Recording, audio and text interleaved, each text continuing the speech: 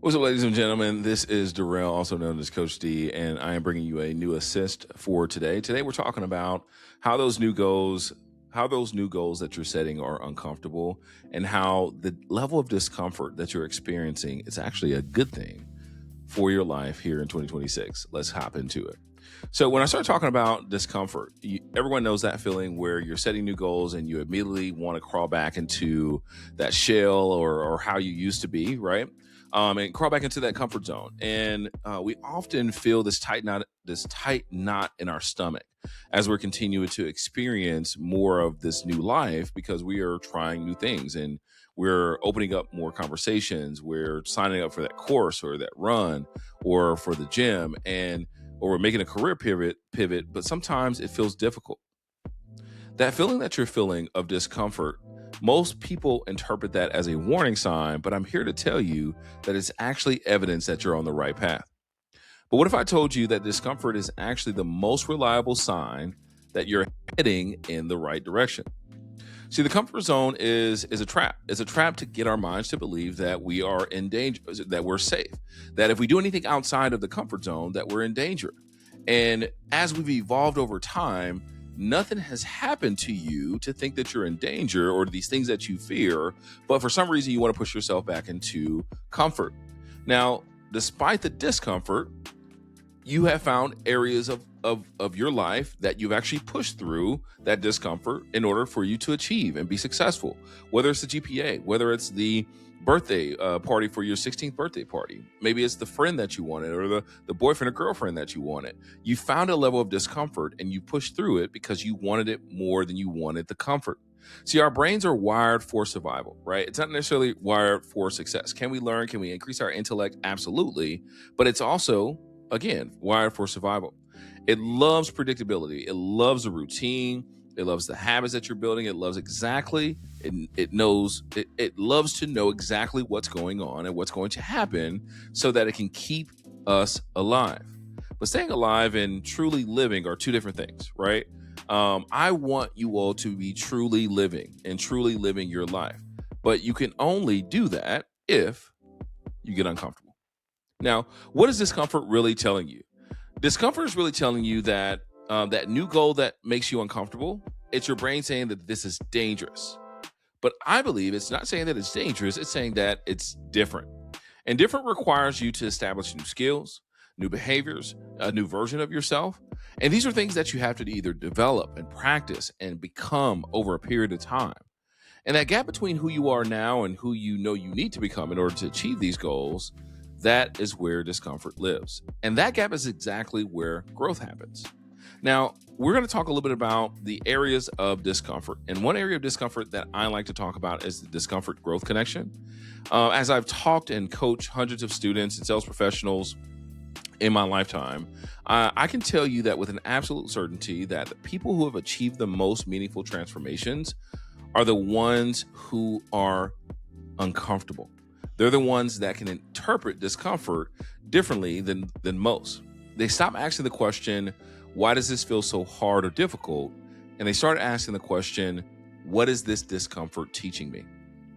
Now, the three areas of discomfort, especially when it comes to goals, are going to be 1, your growth discomfort, 2, the misaligned discomfort, and 3, the logistical discomfort. Now, when we talk about growth discomfort, this is in the area where you are having to establish some level of skill, or you are having to build upon something that you want to grow into the person that you need to become, but you understand that it requires discomfort, right? It's the butterflies before the presentation. It's the anxiety before the launch. It's the uncertainty before you learn a new skill or talk about the new skill. And it's really about stretching yourself and molding yourself in this growth, right? And here are some of the signs that you know that you're experiencing this growth discomfort. And 1, you feel scared about the goal, but you're also excited at the same time. You keep thinking about the goal, even though it's somewhat uncomfortable. You can see the version of yourself on the other side who's better at it and who's better for it, right? And then the last one is the discomfort decreases as you take those small actions. As I've done this show, the Assist Network show, and getting assist out every single day or every couple of days, I realized that over a period of time, it just gets better. It gets easier. It's not as difficult. It's not as uncomfortable. And even as I go back to 2023, where I started pushing myself to be on camera much more, I realized that as I was talking about my feelings and talking about the uncomfortable things that I often will not share with the closest people to me, I realized that it gets better over time. Okay. Now, what can you do? Lean into this discomfort. Lean into this growth discomfort. Okay. The more you talk about it, the more you think about it, the more you be about it, the more you'll realize that all of these are just signs that you're headed in the right direction. So, number 2, misaligned discomfort. This is often established or interpreted as your intuition, right? This is where you're often pursuing something, but you don't have the passion or the drive as you once were. You can't articulate why you want to continue to do this, but you do like the external validation, right? Of good job, you did awesome, that was a great idea. But you thought about what you're achieving, but it's not necessarily bringing you joy. You're not smiling from ear to ear. You're not looking forward to doing it every day. And you're, in a way, you kind of feel like you're betraying yourself. You're betraying who you said that you want to become or that you are. And so what I would like you to do is I would like you to pause, reflect, truly understand if this discomfort is telling you to reconsider or to really step a little bit further, go deeper into this discomfort. And as you reflect on that, you'll start to find some of those answers as you ask yourself those questions. And the last is going to be the discomfort, logistical discomfort, right? And this is just about not necessarily putting things in order or putting things in place, right? Some of the signs here is the goal itself feels right, but the circumstances are wrong. And so you may be in a season like myself. I remember in 2016, I was on a radio show, I was volunteering, I was doing a lot of the philanthropy in which I wanted to do, but I realized that was probably not the best time for me to step into my goal. I didn't have the time. Work was super demanding. I was supporting my wife through nursing school at the time. And so there was just so many of these different challenges. The circumstances were just wrong, even though the goals felt right, and they continue to feel right. And I'm here today because I stood firm on those goals. Some of these are obstacles that you just can't get away from, right? You don't have the right amount of money or finances. You don't have the right amount of support. There's just a number of things that are blocking your overall path.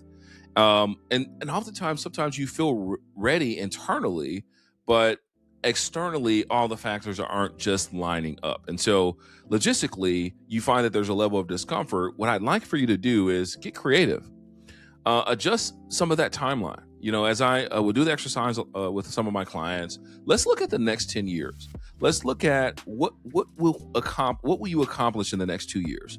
What do you plan on accomplishing in the next 5 years? And between that 5 to 10 year gap, what are you looking to accomplish 2 times what you accomplished in the previous 5 years? Because it's not about, hey, I'm waiting until that 10 years to accomplish it. It's about what can I squeeze in to the amount of time in which I have to accomplish these things, and know that I can really push myself a little bit further to get better results if this is something that I really want to do. So how are you going to work with discomfort instead of against it as you move forward? Once you've identified which level of discomfort you're dealing with, and some are good, some are bad, you'll find a way to, one, normalize it, right? Stop treating your discomfort like it's this emergency to quit everything or to quit it. Reflect, ask yourself the question, can I continue to work with this discomfort and use this as energy or as a sign that I'm headed in the right direction? And every time that you feel that knot in your stomach, just say to yourself, this is what growth feels like. This is what it feels like to be this person. This is what it feels like to go on the other side. This is the ticket, and this is what it's going to feel like. Number 2, start small, and I mean start ridiculously small. If the goal is to accomplish 50 episodes, right, get the first one out. If it's to get, have a date with a certain person, right? Find a place where you want to have the date. Just choose a place. Start small. Know that sometimes the plan is about taking smaller actions than to just complete the overall goal. Sometimes we try to squeeze so much into, put all this pressure on ourselves, and we realize that if we didn't do that, we'd be able to accomplish much more and celebrate the large and the small wins. Okay, so Number 3, expect a wave pattern. None of this life is linear. Even as we think about time, I won't get into all of that, but time goes, from the beginning of the day to the end of the day, everyone has the same amount of time. But what we do with that time is going to show based off the results in which we have. And so expect things to go up and down. There's not necessarily a normal, because discomfort is not linear, right? Some of the days you feel unstoppable. Some of the days you feel like the world is against you. But these are normal things that are going to happen in your life. Trust this process, move forward with the process, and know that growth happens in waves. We sometimes call them ebbs and flows, right? Expect the dips, but also as you ride out those dips, they're often ready for you to get to your higher highs. Okay. All right. Number 4, track your evidence, track evidence of your progress, or track your progress, either or. What you really want to do is you want to find a way to say, okay, hey, these are some of the things that make me discomfort. Let's create some inventory, right? These are things that make me comfort. Speaking in front of people, asking for help, or, challenging people, constantly calling people out when they know they're wrong, right? These are areas of discomfort for me. But what I know that I can continue to do is I can work on those areas of discomfort.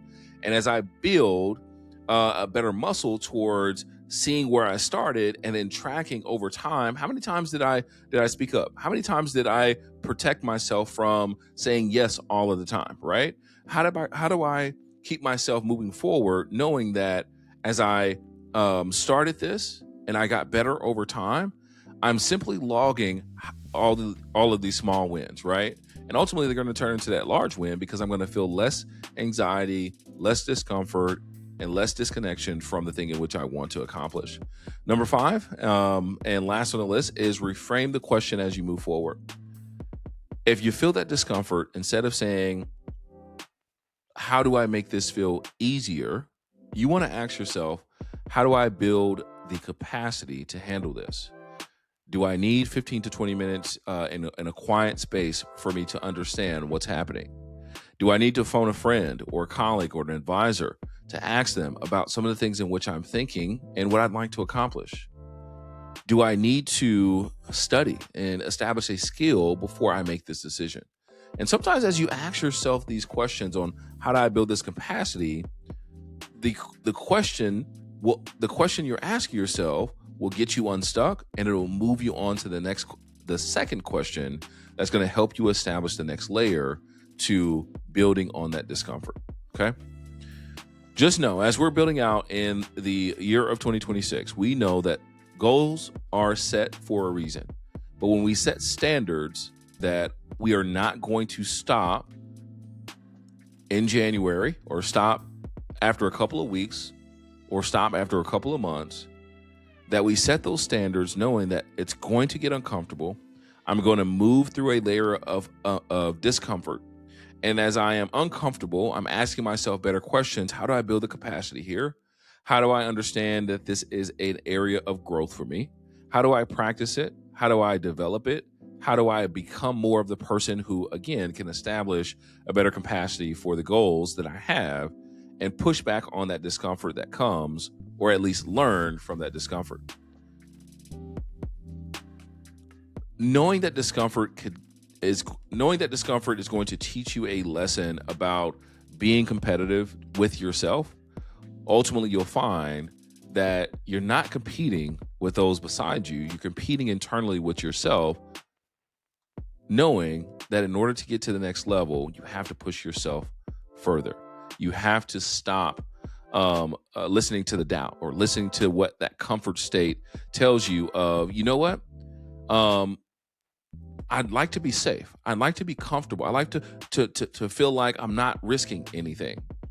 But in order for us to get the reward, we have to risk a few things. My name is Darrell, also known as Coach D. Thank you so much for listening and watching for today's assist. I hope that there was something that resonated with you. And if it did, I'd like for you to like this video, subscribe.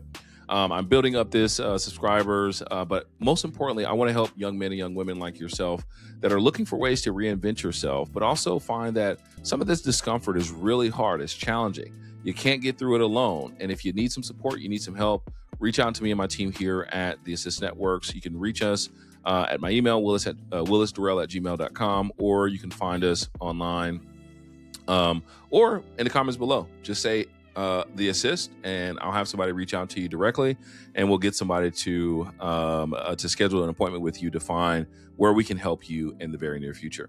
Again, my name is Darrell, also known as Coach D. I'll see you guys in the next video.